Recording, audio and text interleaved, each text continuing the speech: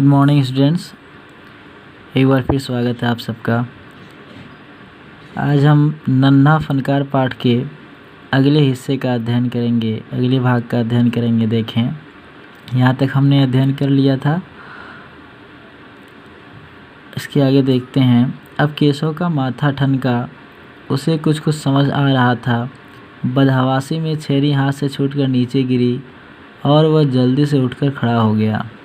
बच्चों, जब उसे यह पता चला कि उसके सामने स्वयं महाराज सम्राट अकबर आके खड़े हैं, तो केशव के आश्चर्य का ठिकाना न रहा और इस आश्चर्य में उसके हाथ से छेनी छूटकर नीचे गिर जाती है।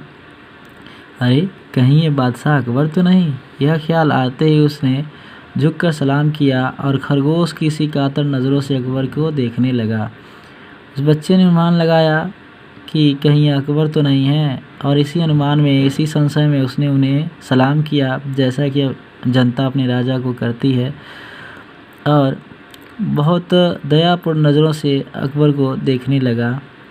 और उसे ऐसा महसूस हो रहा था कि कहीं उसे कोई गलती तो नहीं हो गई, कोई अपराध तो नहीं हो गया, कहीं ऐसा तो नहीं कि सम्राट अकबर उसे कोई सज़ा देंगे।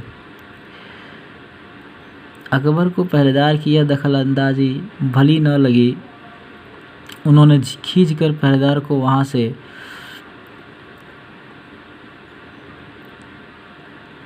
जाने का इशारा करते हुए कहा, ठीक है सिपाही, कुछ देर के लिए हमें अकेला छोड़ दो। पहरेदार तो चला गया, मगर केशव असमंजस में था कि उसे क्या करना चाहिए। यहाँ पर बच्चों, अकबर उस बच्चे के बारे में अधिक से अधिक जानना चाहते थे, उससे बात करना चाहते थे, लेकिन जो उनका सिपाही था वह बीच में दखलंदाजी कर रहा था, जो बात अकबर को बिल्कुल पसंद नहीं आई और उन्होंने उसे वहाँ से वापस भेज दिया। वहीं केशव इस असमंजस में फंसा था कि स्वयं जब सम्राट अकबर उसके सामने आ खड़े हैं, महाराज आ खड़े हैं, तो उसे अब क्या करना चाहिए।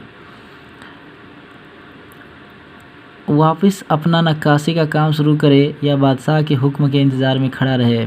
दिल तो उसका अभी भी धक धक कर रहा था, हाँ, पर अब वह डरा हुआ नहीं था, क्योंकि अकबर प्यार से उसे देखते हुए मुस्कुरा रहे थे। अर्थात धीरे धीरे अब उसका जो डर था, वो जो भय था, वह अब खत्म हो रहा था, समाप्त हो रहा था, और अब वह उसके चेहरे पर हल्की हल्की मुस्कुराहट भी थी, क्योंकि अकबर उसे देख के मुस्कुरा रहे थे।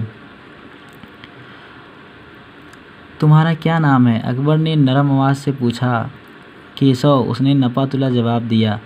केशव, क्या तुम मुझे नक्काशी करना सिखाओगे? उलझन में पड़े केशव ने तुरंत सिर हिला दिया।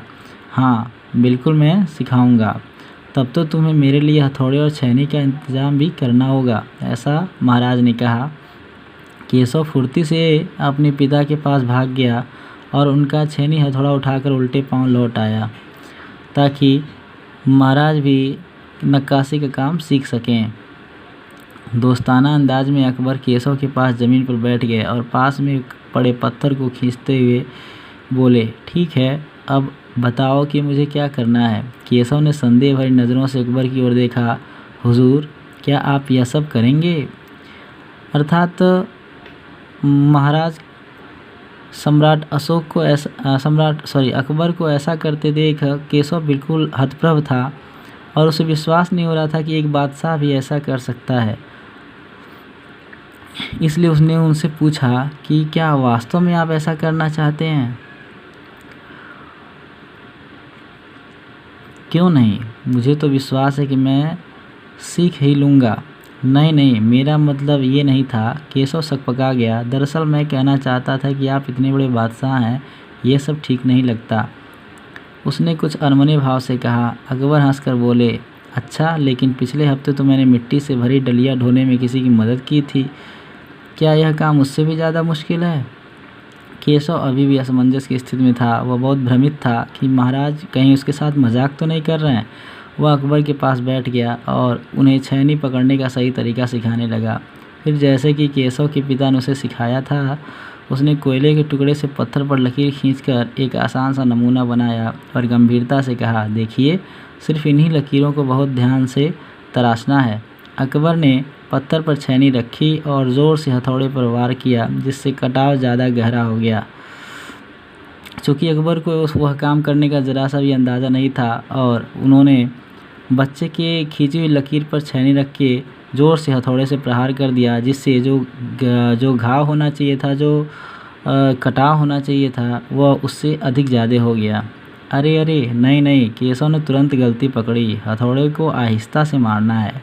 उसने कहा, नहीं, इतना तेज़ मारेंगे तो ऐसे नहीं बनेगा, धीरे धीरे इसको मारिए। ऐसे उसने करके दिखाया। और हाँ, अपनी आंखें थोड़ी मीच कर रखें, वरना किरचें उड़कर आंखों में चली जाएंगी। अकबर मुस्कुराए, जी हुजूर। बच्चे ने कहा कि अपनी आंखों को थोड़ा थोड़ा मूंदे रखिए, नहीं तो जो पत्थर के टुकड़े हैं वो छिटक कर आपकी आंख में पड़ जाएंगे। और अकबर ने उसके हाँ में हाँ मिलाते हुए कहा, जी हुजूर, बिल्कुल ऐसा ही करूँगा। धन्यवाद बच्चों।